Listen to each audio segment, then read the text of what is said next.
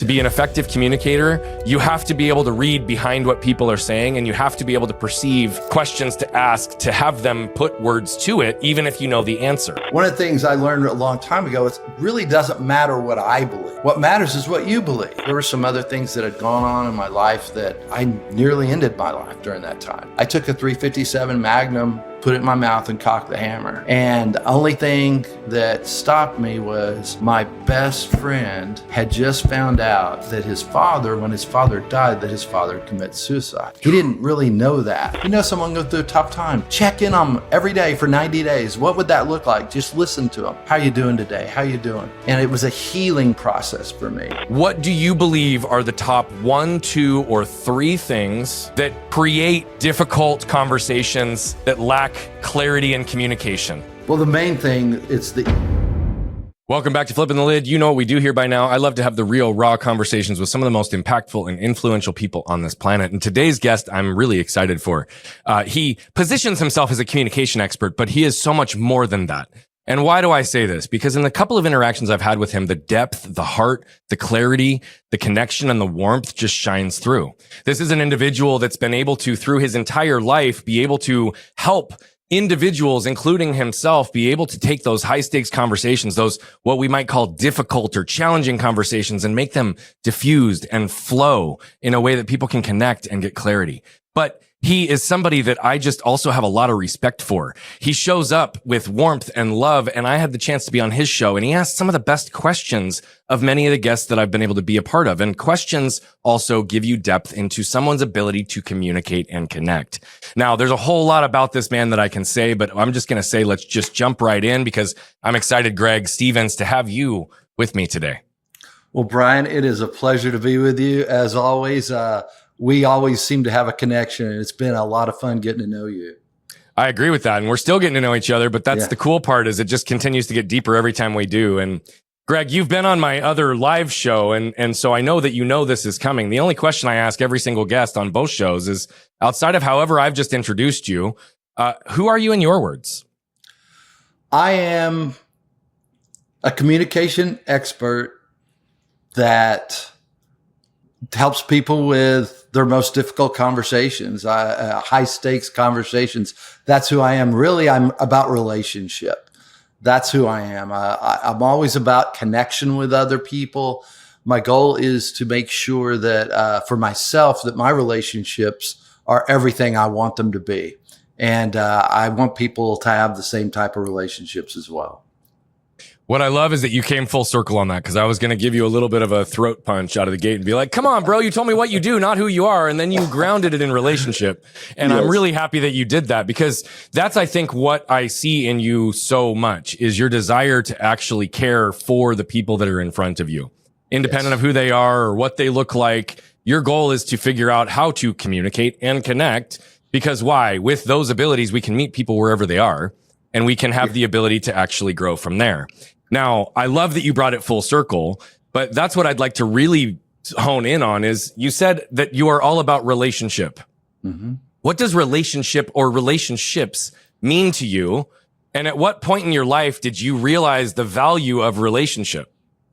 Well, it's interesting, because when I was younger, I put this even, I didn't realize this until I had a marketing agency actually look for my branding, and they asked some of the questions. They said, when did all this start? And I thought back, and when I was 4 or 5 years old, I remember I just wanted people to get along. I saw so much conflict in our family. My dad was a minister. I saw conflict in the church. I saw conflict everywhere. And I thought, this isn't how it's supposed to be. And when we moved from town to town, it's always different being the new kid. And I was the new kid in so many different schools. And I had to learn human behavior, and I had to learn how to connect quickly.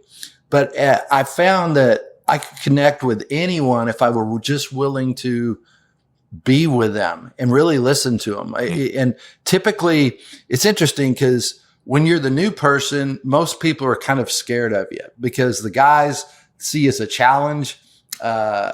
Girls don't know really what you're about. And so usually what happens are the kids who don't have friends typically come to meet you.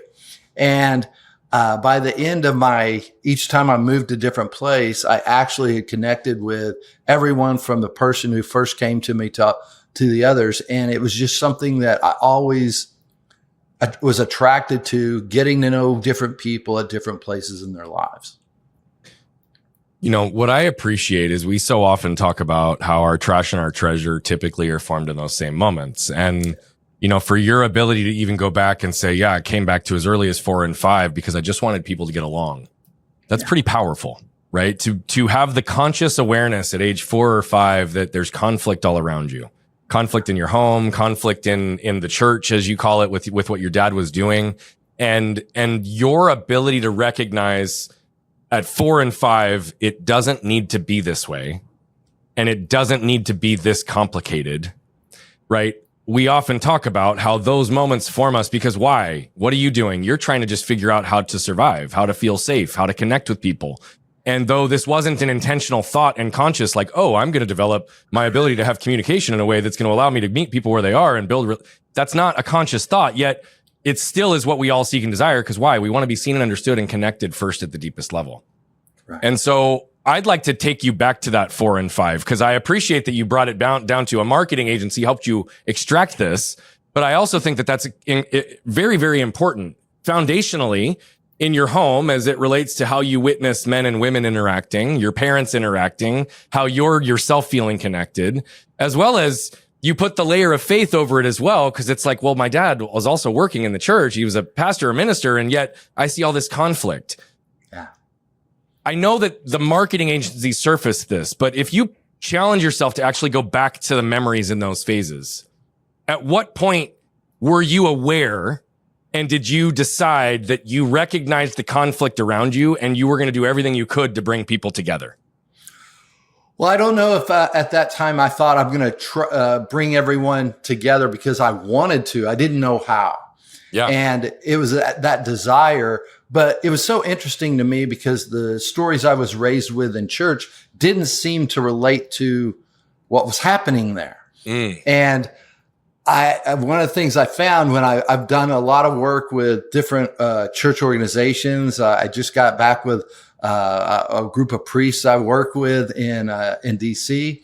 And it's so interesting because the one thing about church is they have the most conflict. Why? Because everyone believes they have God on their side. Yeah. And, and it's about being right. And that gets in the way. But at that early age, I would see my family members yelling and screaming at each other. That's how I learned to communicate. It was by control. And this is what I'm telling you to do. And there was no conversation about it. Then I'd go to church and see the same thing, schools. And it just seemed like there's got to be a better way to do this. Mm-hmm. And as I moved, it just came natural for me to get interested in other people. I guess because when you're the new person, you're trying to make friends as well. So you get into others' lives. And what I found is everyone has an amazing point of view. And even people who don't get along, so much of what they really are looking at, they're just looking at their differences. What would happen if they began to look at how they're the same? Yeah. And I found that over and over as I moved to different schools. And by the end, when I finally moved to my final high school in Dallas, I kind of had a way of knowing how to maneuver relationships. And then I went off to college and I didn't know anyone at the college I was going to, and made a ton of friends. If you look at my acknowledgement section at the beginning of my book, I have more than 100 people that I said, hey, I wouldn't be who I am today without you. And there were many that were left out, but that's the type of relationships that I want people to be able to have. Even though I might not see those people consistently, they made a true difference in my life. And I wanted to make sure I acknowledged them because I wouldn't be who I am today without those types of friendships. Yeah. You know, it's interesting because of the world that we're in today and the need for everybody to be right. I very rarely touch on the topics of politics or religion because, to your whole point, I think that there's just this stance that people end up taking. However, you said something that I think is extremely interesting, and I'd love to play on this concept of religion for just a second. because I think you made a really profound comment, right? It's not just the need to be right, but that there's this bias in a religious context because there's this belief that God is on their side. And, you also referenced, and I've worked with many pastors, ministers, individuals who work within churches of all different denominations and religions, right? Because I'm like you, I can be objective, non-judgmental. And my belief system is they are all one and the same. They're man-made construct of what I believe to be all the same. Whether you call it God, the universal law, the source, I believe that it's all man-made interpretation of how we're honoring the same piece. Now, again, not trying to get into beliefs or challenging of the beliefs, but I do think that there is a lot of that to be true within a religious context, to live within the context of God and the interpretation of what God's word means and how man-made's interpretation of that word gets diluted over time through this dynamic of needing to be right, in control, or whatever. Having been someone that grew up in that environment, was able to identify it very early, still identifies as a Christ follower, was just working with a group of priests. Where do you see this dynamic showing up most in today's world as it relates to the religious context or how religion is used to defend or protect versus getting people back into the true meaning of the interpretation of the word? Yeah, I think it comes down to that whole thing about being right, because think about this, every person who is religious, spiritual, or whatever they believe they're right. They believe they have God on their side, or whoever, Allah, whatever you want to call it. They believe that they have that. And so one of the things I learned a long time ago is it really doesn't matter what I believe. What matters is what you believe. And I am a Christ follower. And the question becomes, Christ never said beat people up over the head with your message. Right. He just said, share your story with them. Yeah. I'll take care of the rest. And if people really believed that, you'd have a whole different situation, because to me, the Spirit can speak so much. I've learned when I speak to people, many times they don't hear what I say. Yeah. I say one thing, they hear another. So people are hearing what they want to hear, or whatever shows up for them at that moment, depending on the filter they have. And if I'm trying to show you you're wrong, I'm right, there's something that creates a wall and a resistance around that. And as a Christ follower, I believe he broke all that down. He wasn't the person that was claiming religion. He spoke up most against religion. Yeah. And so if you look at it, it's really interesting, but I'm probably infuriating some people right now. And I want you to consider, what are you believing? Do you really practice what you say you believe? Yeah. Are you willing to forgive? Are you willing to open your heart? Are you willing to consider that maybe we see this and there's this whole thing? What if we were to open up and learn about others and just love them? Amazing things would happen if we were to do that. But no, I have to be right. I have to tell you how to live your life. I have to tell this. Why not share? It's about sharing rather than trying to convince people. One thing, Joseph Grenny, one of the authors of Crucial Conversations, I love his quote: the moment you try to convince someone is the moment you become less convincing. Yeah. Well, and you've said it multiple times. It's like, it doesn't matter what I believe. It matters what you believe, right? It doesn't matter like where I'm coming from. I need to meet you where you are. And what this also comes down to is the root of curiosity and inquisition and like effective questions, to this concept of communication so often. And man, I wish I could remember the exact quote, but my son is on the autism spectrum. I likely am as well. My belief on the second we protect, we disconnect, and how often, we know the world will never judge us based on our intent, but will only judge us based on what our words, actions, and behaviors communicate. Right. But I saw this video, and I wish I could remember the exact quote, but it's this organization that employs a bunch of adult people on the autism spectrum. And the typical responses that neurotypical folks might have with them, where it's like, well, why do you seem so grumpy? Or like, did I say something that upset you? And the shirt basically says it says something to the effect of don't hear what I didn't say. Right. And it's it's the comment of really that disconnect, to this whole comment, even around this religious piece, sometimes just specificity and understanding. I had somebody ask me not long ago, Brian, what are your beliefs or feelings on Jesus Christ the Nazareth? And I said, are you talking about Jesus Christ of Nazareth, the human that lived and walked on this earth? Are you talking about Jesus Christ, the Nazareth, the religious figure? Or are you talking about Jesus Christ of Nazareth, the TV series? I need to understand what you're asking me before I respond. Right. And to the point of even wanting to understand with clarity, right? To your point, I'm probably really upsetting people right now, but I'm often also saying, don't let the lesson get lost in the language, because that comes back to the exact point that you make. You speak about this so beautifully. How did you learn to inquire and ask questions so that you could understand where you're meeting somebody to start off a relationship?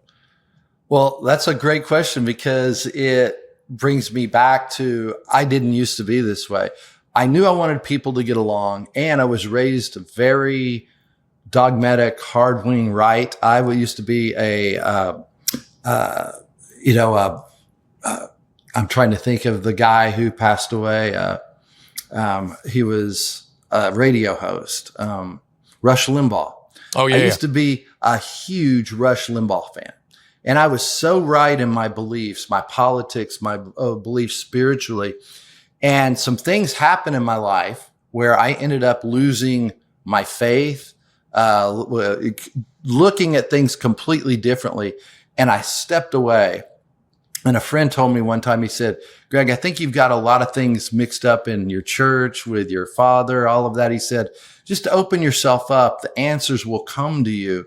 He said, God's not hiding from you. How beautiful is that? Yeah. And within 2 weeks, I had my faith. And it was interesting because I went from complete one side to not the other at one. The pendulum swings and it goes back and forth. You get to learn as you grow different insights that you've had. But I got to open myself up and begin asking questions that I had never asked. And really digging in is, why do I really believe that? What was I just trained that, or what happened? And like I remember, Ann Richards. I remember the night she became governor of Texas. I thought the world had ended. I was so radical. I was so upset that day for the next weeks. And by the time she left office, I was a huge Ann Richards fan. So I'd gone completely different on politics, but the same thing with my spirituality. I got to see that God is just not in this box. He expands to so many things. And I believe religion can have a place. Absolutely. It's an awareness of something, but it's the door. It's not the thing. It's that doorway there. When you go through that door, there is an expanse of what's out there in the world. And if you show love to people, now, if you say you've got to believe like me, you shut that down completely. Yeah. And I don't think people are going to say, oh, that's what I really want, when I'm saying you've got to believe like me. But if I open it up and say, hey, I'm here. Tell me about your life. Really, how can I help you? And really mean it, not just in passing. Just say, what do you need right now? So many people say, oh, I'm really praying for you. That's one we use so many times. I'm praying for you. What does that mean? Okay. Yeah. It's a quick thought, a good thought. Okay, great. It's nice, but I'm hungry right now. I need something to eat. I need my bills paid. I need something else. I need to connect me with someone. I'm hurting right now. And when we start to meet those needs, all of a sudden, it doesn't have to show up in what I'm speaking. It shows up in your life. It's the door, not the thing. Yeah. I love how you just described that and really frankly unpacked that. We're going to go deeper in that. You obviously just referenced that there were some things that happened to you. I have some awareness of some of the things that happened to you, and I was going to explore and inquire anyway. But since you grounded that in this moment that opened you to possibility, that opened you to some of these questions, bring us to the moment or the things that happened to you that caused you to slow down enough to start this path that you just described. Well, let's take it back. And I really haven't talked about this much, but I told you that nothing was out of bounds. So it was after my first marriage. I had gotten divorced. And for me, that was such a hard thing. I thought I'll never get divorced. And now I want you to hear, folks, I'm on my third marriage, but that's it because I am with the person I'm supposed to be with. I really know that in my heart. My other marriages I want to honor them because I promise you they were, some people say we had failed marriage. No, I had 2 successful marriages that ended. Why were they successful? They taught me what I needed to learn to help others. They taught me my journey didn't end there. It was just beginning. But it's hard when you start to go through that. You have an idea of how your life is supposed to look. Yeah. And it was going to no longer look that way. And then I had a division of a church that I attended. Everyone turned against me because there were lies that were told. Won't go into that. But people believed them without ever talking to me. Yeah. And I thought, and then I also found out through that, I don't worry about what other people think about me. I want to make sure that I'm in line with my values. For me, it's my creator. What am I doing? How am I aligned with that? Everything else is, I can have a conversation with you. But that's when I ended up losing my faith. I thought, what is this? And honestly, I laid in bed for almost a month. I was working. I wasn't getting my job done. I was trying to just make it through the day. I was so depressed. And I have one friend. It's amazing. I would say he's not religious, but he's somewhat spiritual. He would call me every single day and just say, Greg, how are you doing today? Every day for 3 months, never missed.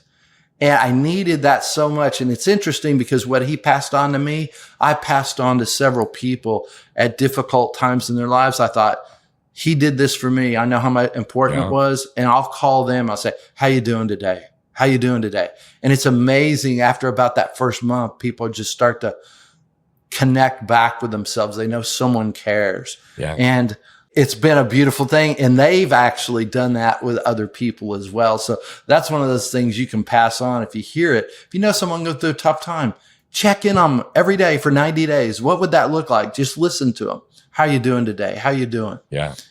And it was a healing process for me, but I think it had to break down before I could be built up. Well, I think that's true for many things, right? I think that oftentimes we have to reach that point of breaking, right? Before we maybe change, grow, or adopt. And yet I also really appreciate the nuance of even how you're stringing different components in your answers together, because there's a ton of congruence, right? Your whole comment on even thoughts and prayers, right? Like how often people will say that. What the fuck does that even mean? Like, cool. Like, thank you. You put a positive, but yet calling somebody every single day or sending them a text, just saying, how are you? Actively doing something active to connect and actually add value or figure out where you can add value is really, really significant. You said something, and I know you said you don't talk about this a whole lot, but I have to jump on this because you said, and I really appreciate how you said it, they were 2 successful marriages. Mm-hmm. Right. And so often, and I've said it, and I've talked about it with my kids. My kids have asked me questions like, were you guys just so excited you couldn't wait to have kids and blah, blah, blah. And now, though I would never change my life with the children I've had, we've also been very honest with them. It's like, well, honestly, guys, we never really considered not having kids. It was just the next thing we were going to do. Mm-hmm. And so, yes, now that we have you, I can't imagine life without you, but I also don't want you to have to assume that that's the path you have to walk. You may or may not want kids. It may not be what serves you best in your life. And the same thing is true with this concept of marriage, right? We enter into it till life or death, right? Till death do us part or whatever. And yet so often people end up suffering within marriages instead of doing what they need to do. But you said they were successful because they taught you what you needed. So this is where I'm going to make you get specific. Okay. What did the first marriage teach you that you needed? And what did the second marriage teach you that you needed? Well, the first taught me to challenge everything that I thought was real. Everything that I'd been trained, it taught me to question. It taught me to find my own way rather than the everyone else told me it was. Because at that point, everything was dismantled. And then I had to rebuild. but I began rebuilding with a different center, not what everyone thought I should do, but what I knew. That even at that point, it wasn't even as strong as it, of course, not strong as it is today, but I knew the direction. I knew what I wanted to do around that. So that gave me direction. It gave me to find for the first time to really find out who I was and the love that lived within me. Because when I cleaned up things with my ex-wife, it was interesting because over 9 years between when we divorced and I saw her, 3 times I thought I saw her and I nearly threw up each time. It was that visceral. Oh, wow. But when I got to a point of completion and worked with myself, I said, God, I'm ready to see her. And about 2 weeks to the day after I said that, I'm in a store and I turn around and I'm locked eye to eye with her. Can't go anywhere. And all that filled me was love. And I just walked up to her. I said, hey, and I gave her a hug. I said, before I'd done all this, I was like, she did me wrong or this or that. In that moment, all I could think of to say was, if I ever did anything to harm your soul, I am so sorry. Yeah. Just total responsibility.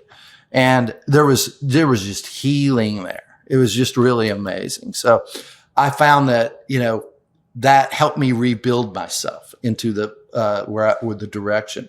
The second marriage, I learned how to engage with conflict with people effectively. I really did. And it was so riddled with conflict, and I'd taken what ended up being crucial conversations. I started practicing it, and it was amazing what happened at the end of it. And here's one example, because when we went through it, it was ups, downs, hards, everything. But a year after we divorced, my ex-wife was a flight attendant, and she said, hey, I'm coming into Austin next Tuesday.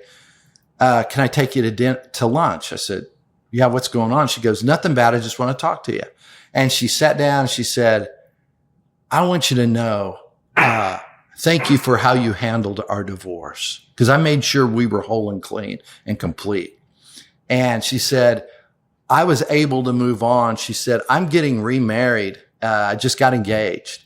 And she said, I talked to my fiance and we want you to come to the wedding. Now, I don't know. I looked at her. I said, wow, it means the world that you would come to me and ask me that. I'm not going to go but just know I can't tell you how it made me feel for her to, even though she was a flight attendant, it was a free flight, but she flew across the country on her day off to take me to lunch, tell me that, invite me. I was like, how many people have an ex-wife that they could have that kind of a conversation? And there was nothing but love and care for her. Yeah.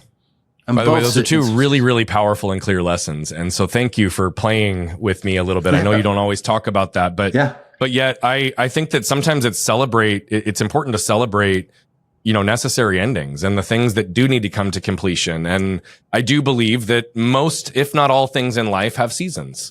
Right. And so though I've been with my wife for 19 years and I hope that we stay together for a long time, I think she and I both are in a place where we would not want either one of us to suffer if this was no longer serving one of us. Yeah. Right. And the love and admiration that you just described for both these women that had a role in your life, that shaped you, that you loved, that you will have a part of you that love probably until the day you die because of who they are and the connection that you shared. It's beautiful to hear you talk about it in the way that you are, because again, you're only honoring them and the sanctity of marriage, frankly, because it's about respecting and honoring the person on the other side. I really appreciate the way that you do communicate. You are a communication expert, and I appreciate the nuance and specificity with your language. One of the things that you and I have not talked about that I know I want to unpack because it is relevant to the story is you were an excellent basketball player, and early in life, one of the things that, you and I had talked about is that you even had dynamics of learning to receive love, validation, and connection through performance, right? You described the dynamics in your home and your communities that kept you feeling disconnected. So when you thrive as an athlete, that's great. But you also ended up in a wheelchair your senior year. On the tail end of learning to receive love, validation, and connection through these things. So could you bring us into that period in your life, and where were you at with celebrating yourself and the successes within basketball. And then what did ending up in a wheelchair do to shape the remaining trajectory, at least in that time? Well, yeah, it's interesting because I hate it when people talk about this is my basketball years, and they live that again. I used to do that. That's why I hated it. But when I finally figured things out, I let all that go. But be more than happy to talk about it because I had my identity connected with that athlete. Yep. I had everything I needed from that. And that's how I was going to get to college. We didn't have money to pay for it.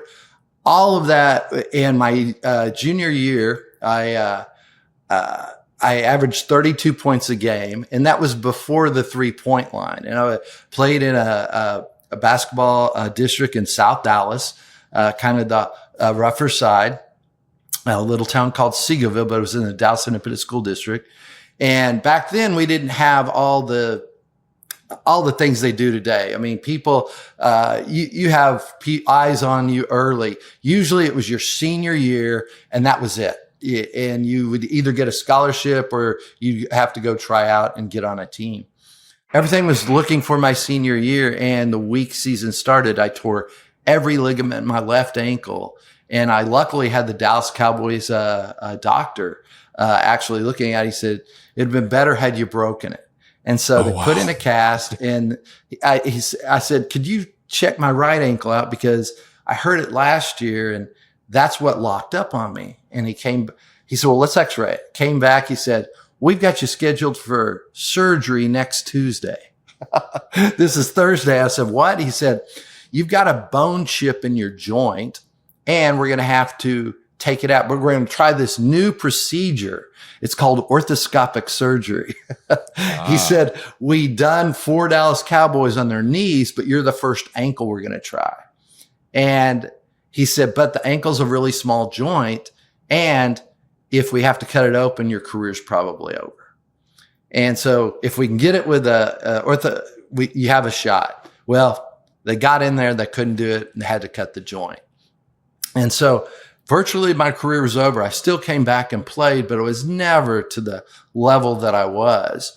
But it was so interesting because in that moment, there were some other things that had gone on in my life that I nearly ended my life during that time because it was so, I felt like I'd lost everything. There was a situation with a girl that didn't go well. I'll say this, I hate saying it, but I took a .357 Magnum, put it in my mouth and cocked the hammer. And the only thing that stopped me was my best friend had just found out that when his father died, that his father had committed suicide. He didn't really know that, but he found out, and I sat there and he was the one person I said, I can't do this to him. And it's interesting because I would say his father's suicide saved my life. And that's kind of deep to go into.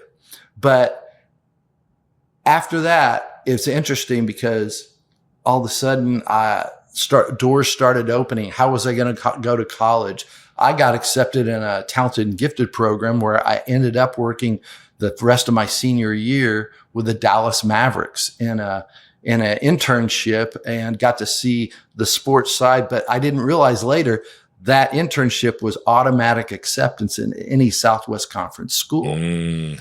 And so all of these things that you see a door close, there's another one open.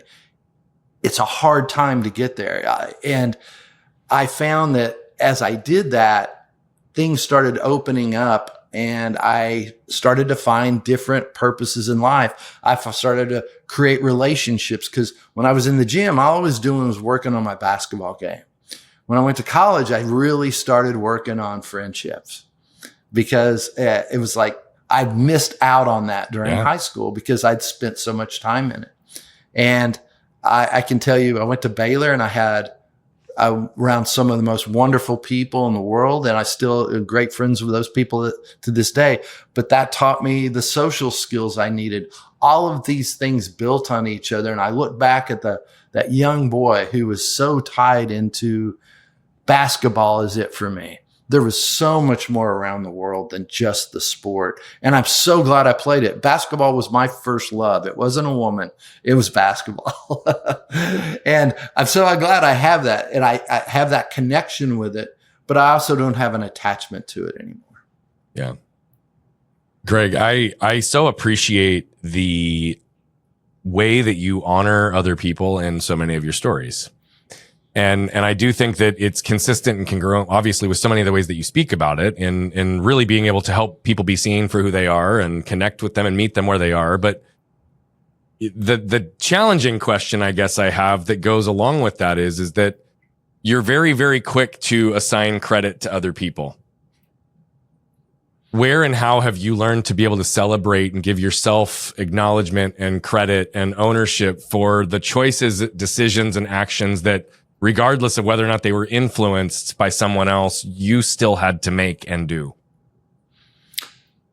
Great question, Brian. I'm still working on it, to be as honest as I can. That's one of the things my friends will have told me. I had a friend of mine pull me aside a couple of years ago. He said, Greg, you're probably, he said, I know you're hardest on yourself. He said, but look at what you're doing. He sat there and he made sure, he said, look at the lives you've been able to engage with. And, and you're right. And I love what you told me last time, because I've been working on that, to be able to just sit down and say, thank you, accept it. Yeah. And I teach people that consistently, but Brian, you helped me open that door, and I'm still working on it, brother. I mean, but in our interview that we had, you were talking about it on my podcast.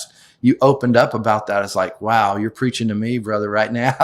Yeah. I need this because, and thank you for the acknowledgement. Really, I really want to say thank you. I take that in, because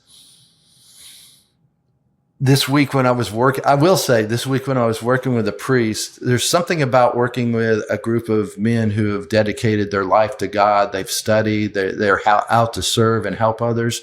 And it was interesting because when I was engaging with them, I felt I was in flow, and I was helping them see things that they hadn't seen.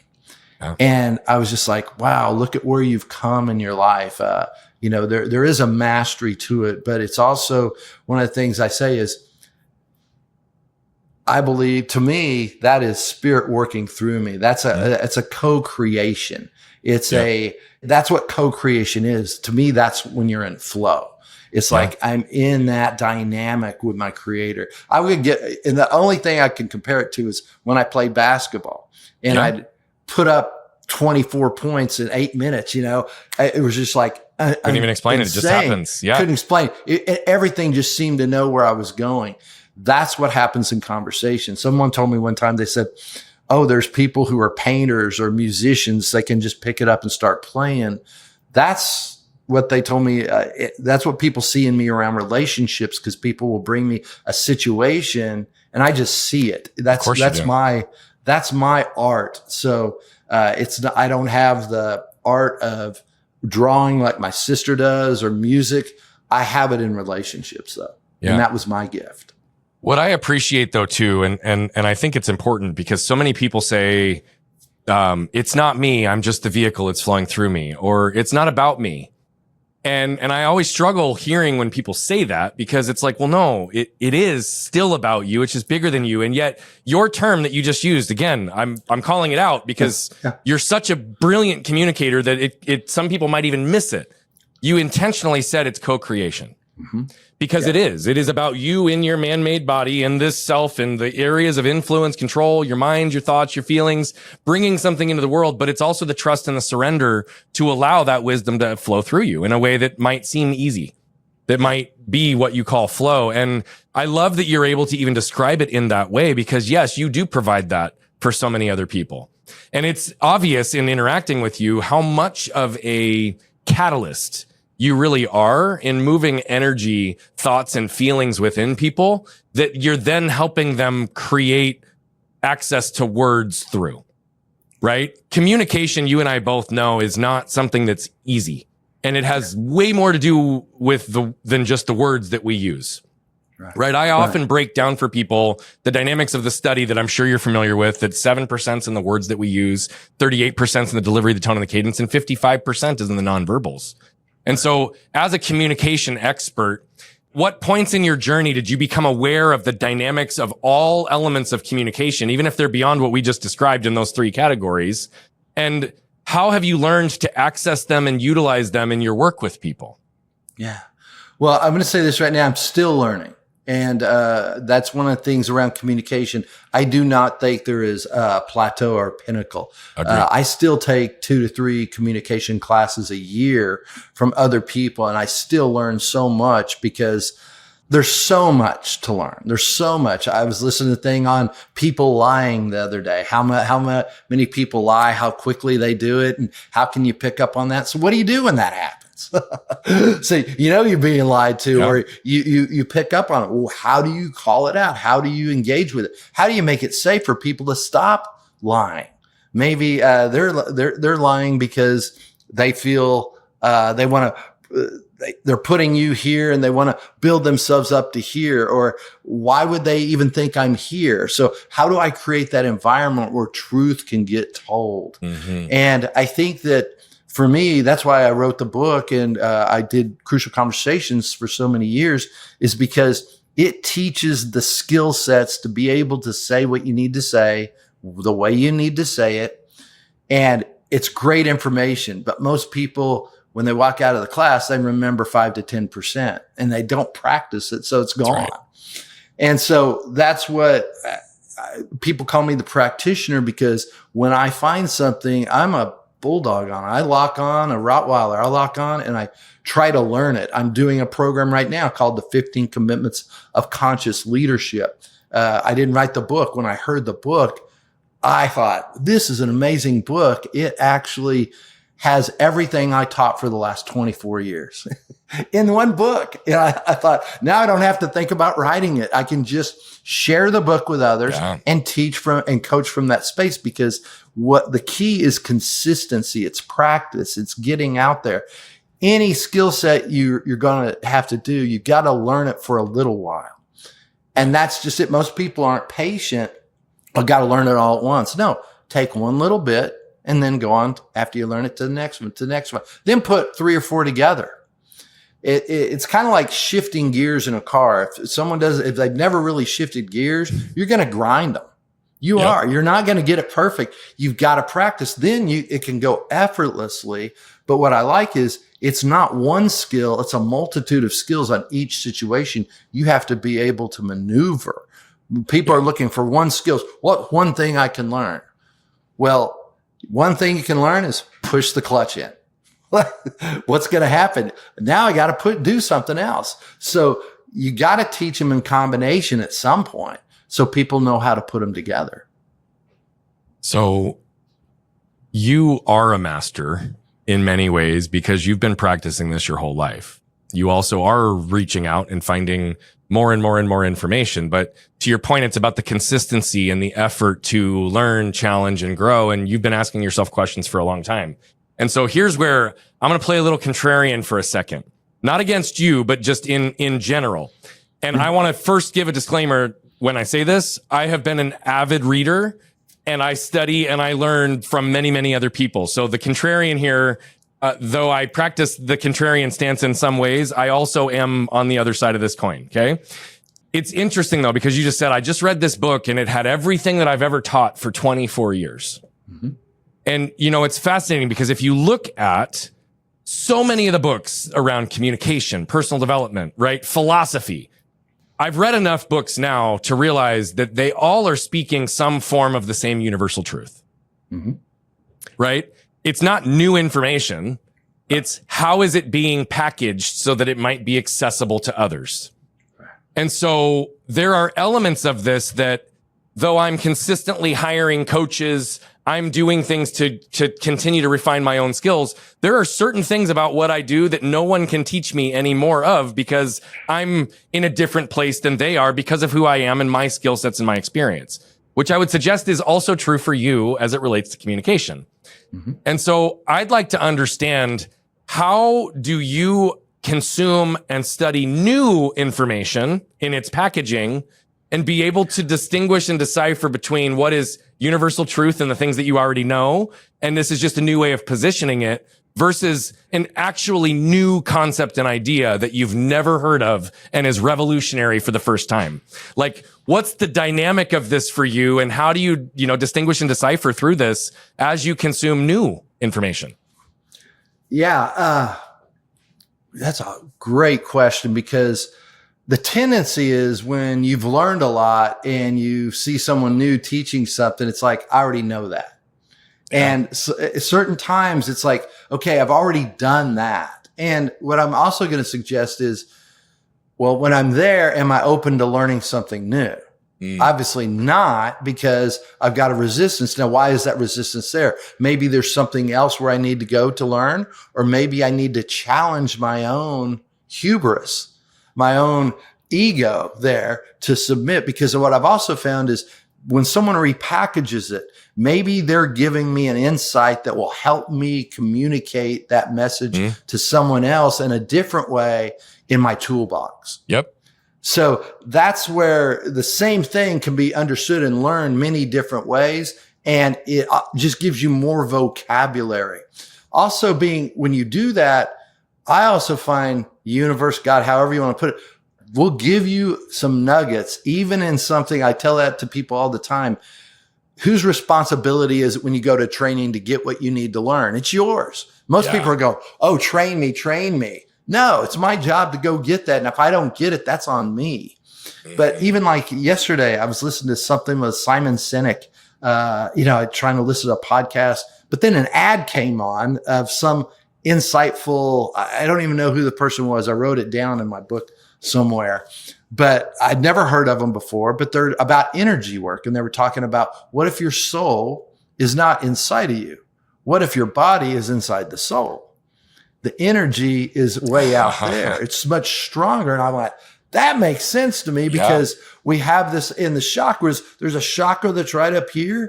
Well, that makes it really understandable for me when it was like one of those things and it's so much bigger than me.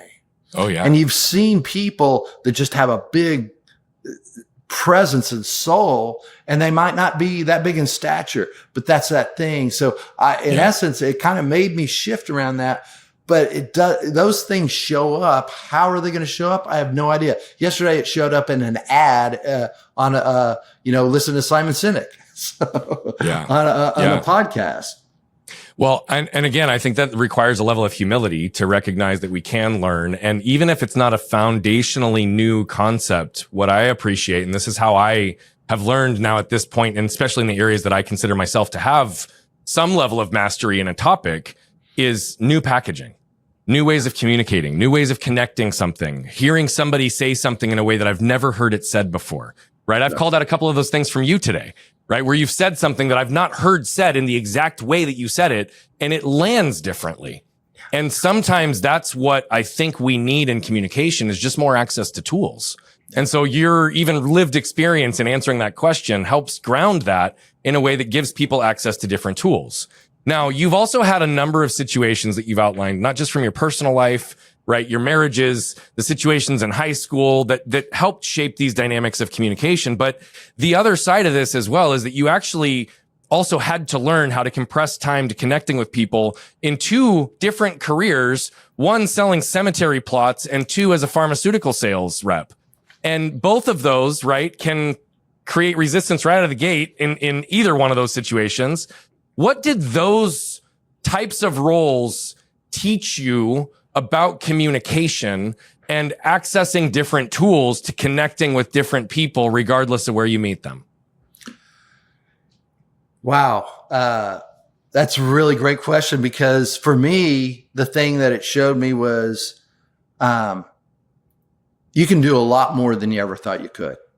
I mean, for me to be able to, I didn't have a medical background. For me to be able to sit down with a doctor and talk logically about pharmaceuticals at a level with a PharmD, I had to learn a lot that I didn't think I could before. Also, when selling cemetery property, one of the things they told you was when they knock on the door, when someone comes to the door, you shake their hand, say, "Hi, I'm Greg Stevens. Can I come in?" And you just start walking in. Now I thought, oh my gosh, someone's going to shoot me or beat me. People just follow you. It was amazing. Today, it would be a different situation because I believe we have so much more things that have come into our consciousness and fears that are there. But at that time, it was, and then I'd sit in the living room and then I'd say, "Hey, let's go over to the kitchen." And I would lead that. What I found was people are looking for people to help them lead them. That people are really interested in leadership. And I think today we have a lot of titles out there. We don't have as much leadership as we think. And so those are some of the things selling taught me. Very different things. I could learn almost anything, and you can do more than you think you can. But I also found out it taught me how to connect quickly in any situation, because most people put doctors up here. I did. I had to learn how to quickly bridge that gap, because a doctor, if you walk in, they're going to know. But before you knew it, I was engaging with them. And then for other people, you have to be able to relate with people wherever they are. And I'm in their home. I'm the intruder. So I had to learn to get comfortable with the uncomfortable silence. That's the other thing. I've learned that uncomfortable silence can work for you to drive a point home for people. And so those are some of the keys I've learned that I use today in nearly everything I do. That's why I constantly try to read and learn. Yeah. Going back even to what you just said, it relates to this as well. It connects yet again, right? The Simon Sinek component of the soul, your body fitting inside your soul. And even what you talked about with the chakras and the energies. What we know is that our energies and our energy field can project out 15, 20 feet minimum, depending on the size of the energy. And yet again, we talked about nonverbals being over half of our communication, which is just that energy field. Right. The assumptive close is kind of what you just did from a sales tactic. The assumptive close. Of course I'm walking in. Of course you're going to let me walk in. Like, why would there be an issue? Like, because here's the thing. If you had doubted or questioned whether or not someone was going to let you in, instead of just owned it from an energetic standpoint, they probably wouldn't have followed you, and they probably would have closed the door in your face. Right. Yep. Because it's people respond often to what you're putting out, and actually starting to be able to connect with that.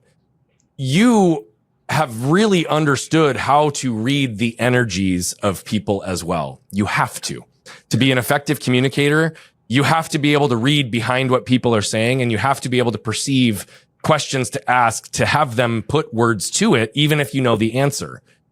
How did you learn to trust what you were reading, independent of what people were saying, and then match your energy and approach to actually create that emotional safety in an energetic field? Yeah.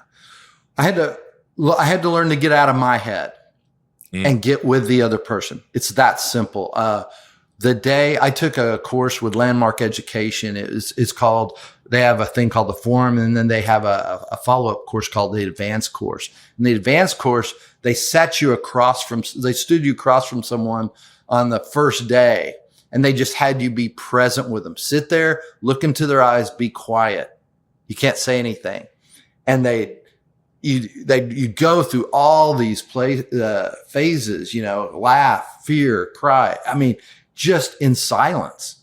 And you'd realize at the end, you weren't even with that person. You were in your head. And by the end of the exercise, they went through many different people. We did it for probably 30 to 45 minutes.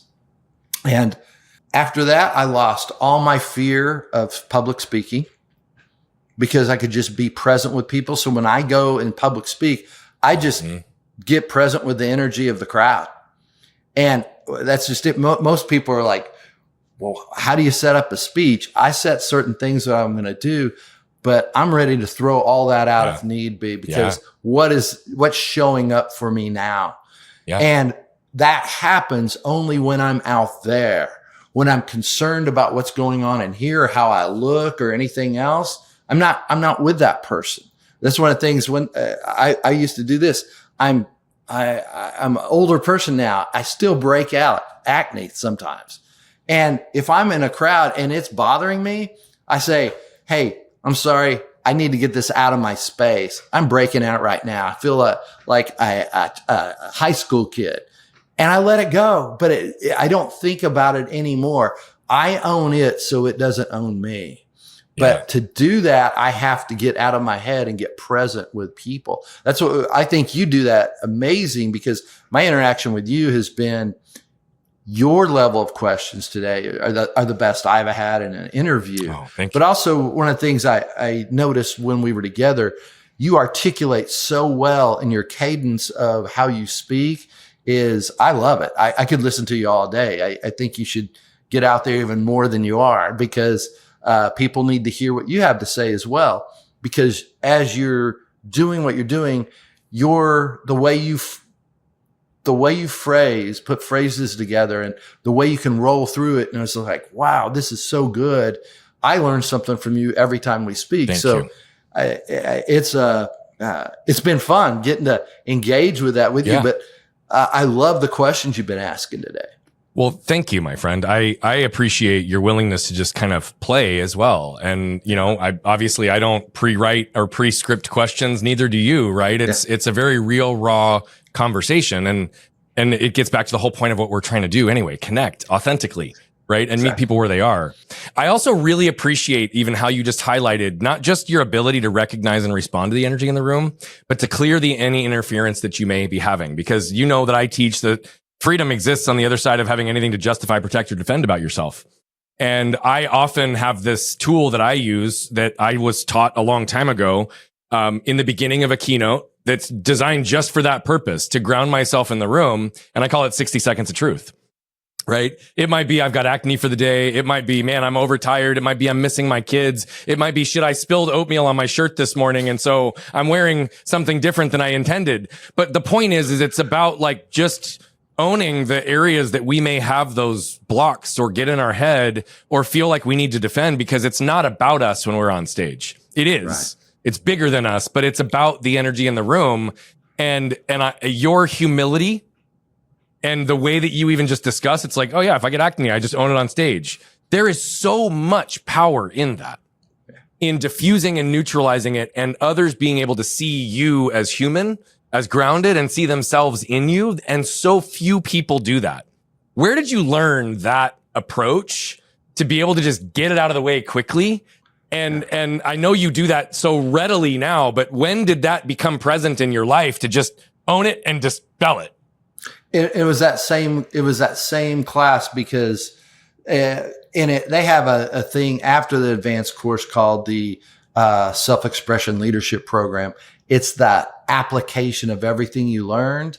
And it was getting out and looking at what those things get in your way, those barriers. Yeah. I love that. You take that minute, clear everything out that minute. I think so many times we don't take that minute to do it. Yeah. Or even one of the things I do in my master teams before we begin, I have a 2-minute clearing exercise when people go, what is that?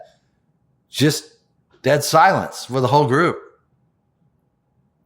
And let them clear out their head, get present with what's going on. I have them cut their cameras off, but get clear, put everything else outside of what's going on, and let's bring ourselves to this next hour we're together, and let's get some work done. I found when I do that, when I clear everything out, I get so much more down in such a little amount of time. Yeah. Because the flow comes back in, the co-creation stuff. It's the truth. Look, here's what I say. I say the second we can identify and remove the waste, we can exist at speed without the need to hurry. Right. And so much of what you're doing is cleaning things up and clearing things out. And that's actually an area too that I wanted to just expand, because it went into the development of your book. It went into something that I have a deep level of respect for you in. Look, when we unpacked the anger in my life, my wife and I, one of the first things I did was I went out and I met with all of our family on both sides.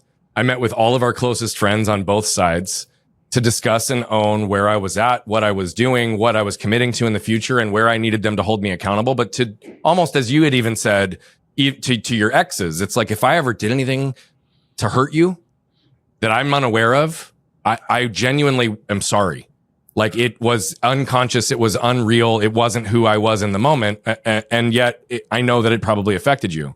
You cleaned up 36 past relationships.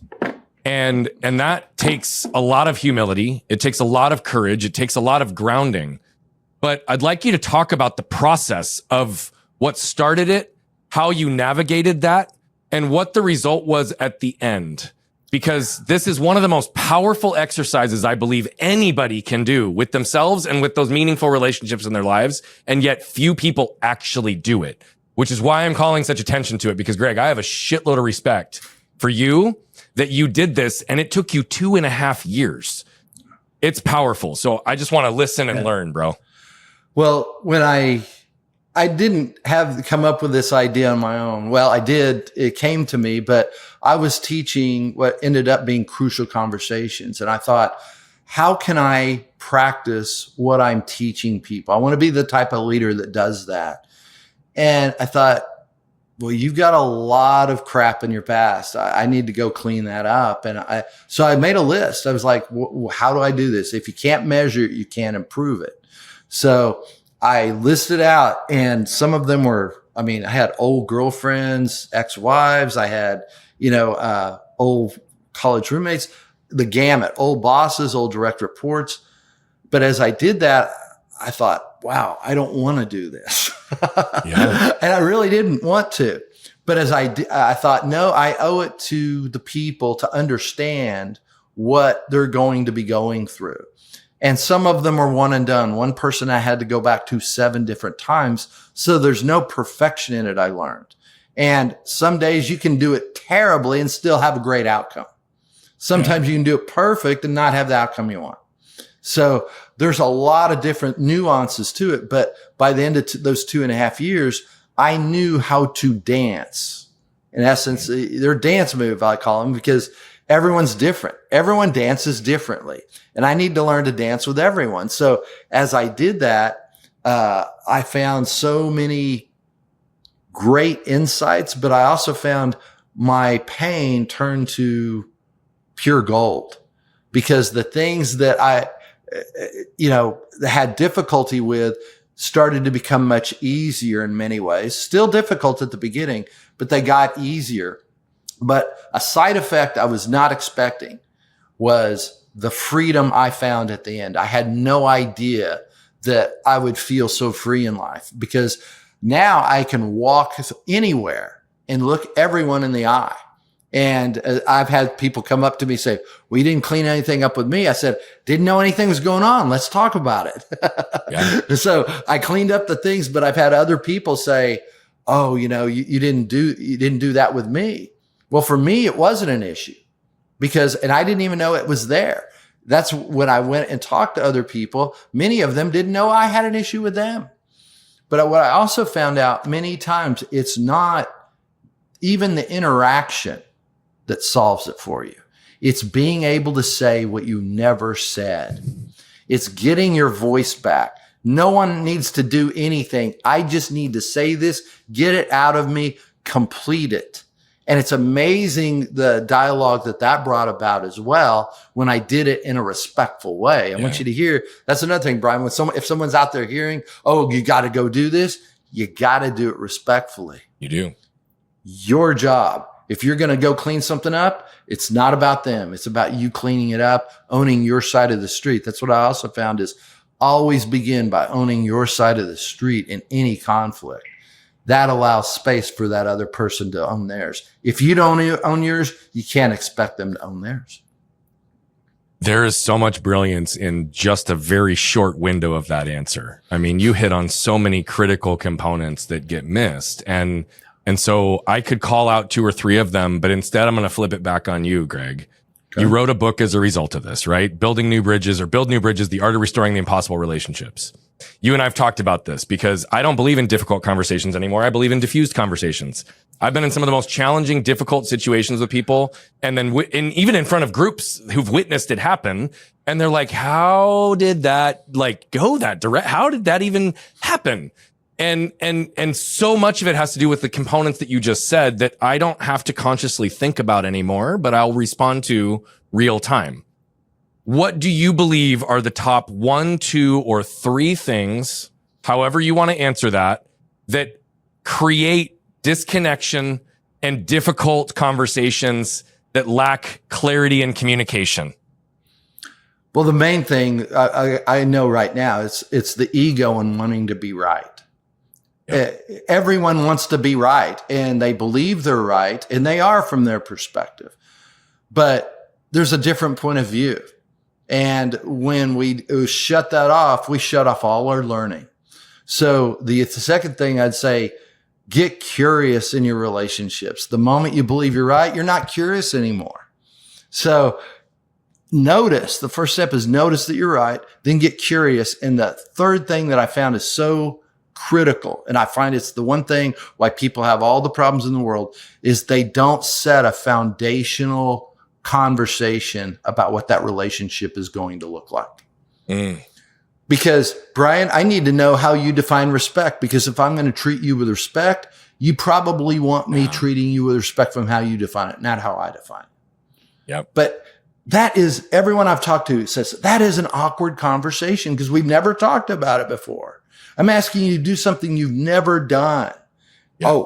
It's easy. Everyone I've known tries it. Like, you're right. It really is awkward. But when you understand what respect is, then you can start agreements. Yep. Because then I can say, well, let's talk about how we want to work together going forward, because there might be a time when I feel disrespected. You didn't mean it. How do you want me to bring that up to you?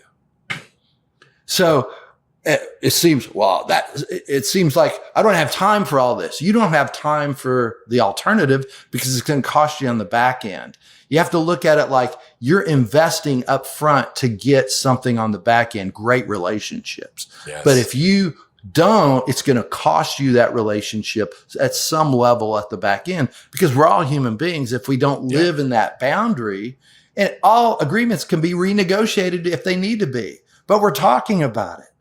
But we don't do the foundational piece, and we try to solve problems up here when we're still haven't done the root cause. And I find that over and over. I don't care how many people, how many courses you've taken. If you haven't set that out with your spouse, you're going to hit other problems up here. Yeah. I mean, brother, man, you truly are a master at this, and the simplicity that you make the access to these concepts is just so real. You know, something even as foundational as just getting clarity in a moment, because I do believe that most suffering is as a result of ambiguity. Most disconnection is as a result of ambiguity, right? And when we can get clarity, right? So if, for example, I'm even talking to my wife and I see that she reacts to something, or she starts to get her wall up or to disagree, right? Sometimes I'll literally slow down without even the rules of engagement, which we've had to put many in place because of our own stuff. And we're always trying to pay attention and learn every day. But even slowing down sometimes and just saying, could you please tell me what you think I just said? Or could you please tell me what you heard me say? Right? Because so often, even the lack of congruence between what you intended to say and what someone else hears, right, is everything, which is why definitions around what respect looks like and means and it shows up as become so foundationally important. Because to your point, if you lack clarity, you miss right out of the gate. Yeah. And these are things that can be done foundationally early and often. And I just so appreciate this. Greg, you and I could talk for days, bro.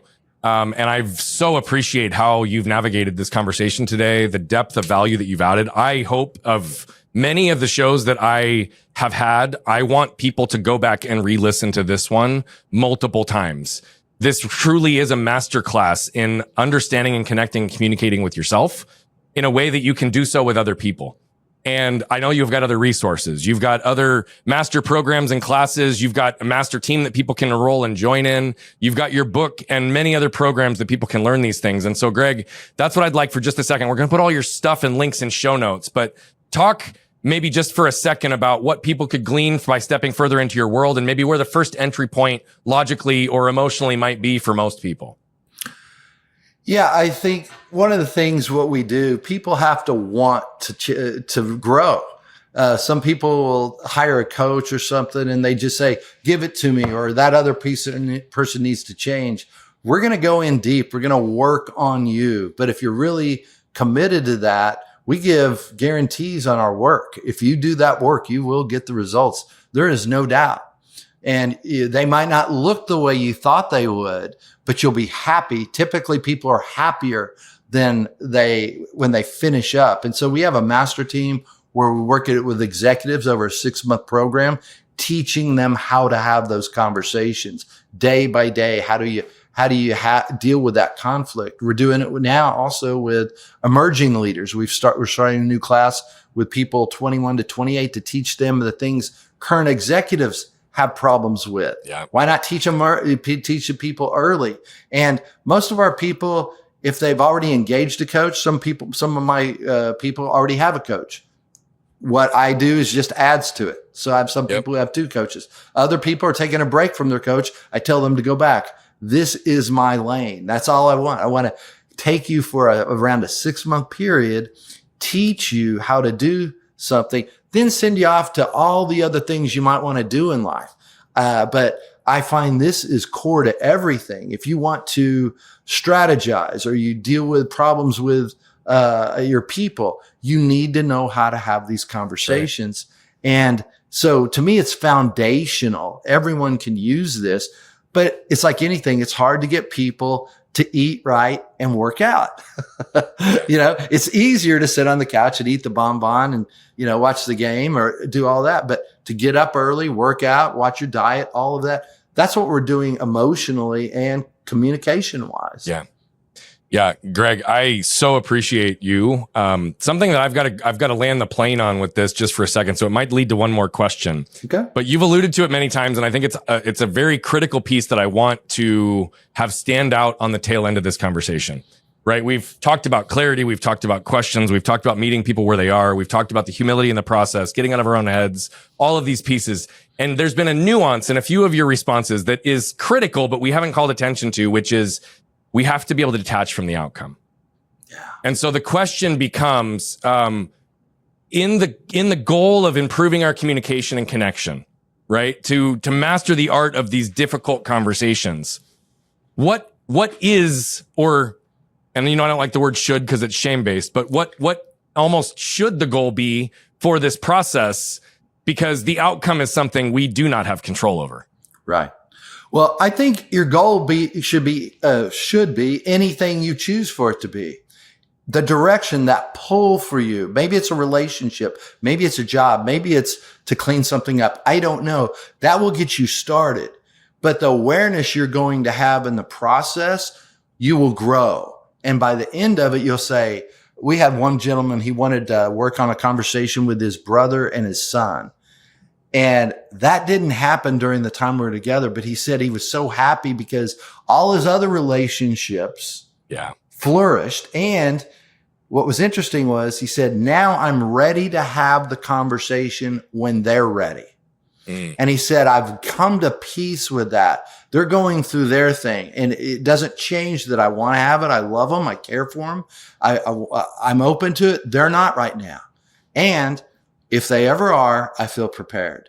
And that's just it. Wouldn't you rather be prepared for the rest of your life to manage the relationships in front of you as best you can? That's the other thing I find, Brian. Many times we don't get what we want.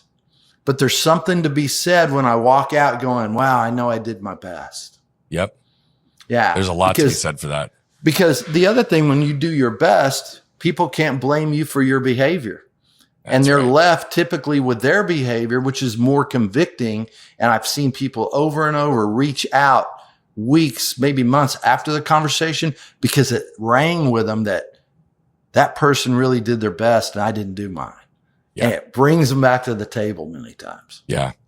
Greg, man, I so appreciate you. Thank you so much for everything you brought for us today and for the gift you are to this world, my friend.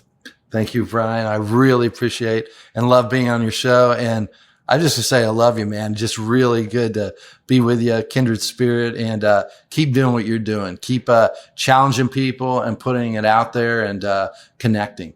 Thank you. I love you too, my friend. And for those of you that just watched Greg flip open his lid and jump in, he does have a lot of awareness that frankly started to get surfaced through a conversation with a marketing agency to help him realize that all of these disconnected places did not need to be so disconnected, right? But learning to connect and communicate with himself and with others led to all these foundational skills that allowed him to understand how to meet people where they are, to ask good questions, to make it about them in situations, and most importantly, to remove the ego and the need to be right. See, when you can clear the interference that exists within you, whether it's acne or spilled oatmeal on the shirt, it doesn't really matter. But when you can get yourself to a place that you have nothing to justify, protect, or defend, freedom exists on the other side. Cleaning up 36 relationships and being open and willing to receive other people who had conflict that he wasn't even aware of has allowed him to experience a freedom in himself that he never realized was possible because he allowed himself to say the things that needed to be said that he either didn't believe he could or didn't have the words to use or access at any given point. The same possibilities are possible for you, but it does require you to flip open your lid and scan your can, and that'll get you the freedom on the other side. What you can probably tell by now is that I love telling these stories, but what I love even more is the impact that's coming from them. You see, we're on a mission to impact over 1 billion lives as quickly as possible, but to do that, we need you. See, we believe that moved people move people. And so all I'm asking is if you've resonated, connected with any of the messaging, please consider commenting, sharing, leave a rating and review. Thank you so much for tuning into Flipping the Lid. And if you want more information on the show, how to become a guest, how to recommend a guest, or any of the other details, head over to flippingthelid.com. We'll see you there.